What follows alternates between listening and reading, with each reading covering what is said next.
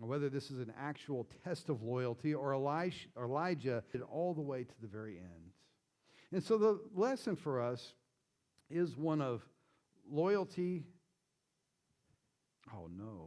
and perseverance. Are we willing to follow Jesus all the way through the days of our lives? Even when those days span decades and take us through the various stages of life. Even when our perspective changes, when our priorities change, when we change, are we loyal enough to Christ to remain with him throughout life? I mean, I don't know about you, but I've changed a lot through spiritual deserts, and nothing seems to be happening. Are we committed to remain with him when the enemy says, you know what, come over here, this way is easier. This way is certainly a lot more exciting, and there's a lot more people over here. You know, it's a great and wonderful thing to come to Jesus as a new believer. We need to celebrate every new Christian, but we also need to celebrate those who persevere over the long haul, because, see, perseverance is evidence of a tested faith.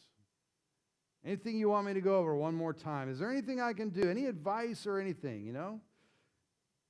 Elisha responds, please let there be a double portion of your spirit upon me. Now that's a pretty bold statement, isn't it? Some might even think that's a bit presumptuous. It reminds me of the time when Solomon became king of Israel, and God asked him, what shall I give to you? Let me ask you this. What would you answer if the Lord came to you and said, ask anything you want and I'll give it to you? What would your answer be?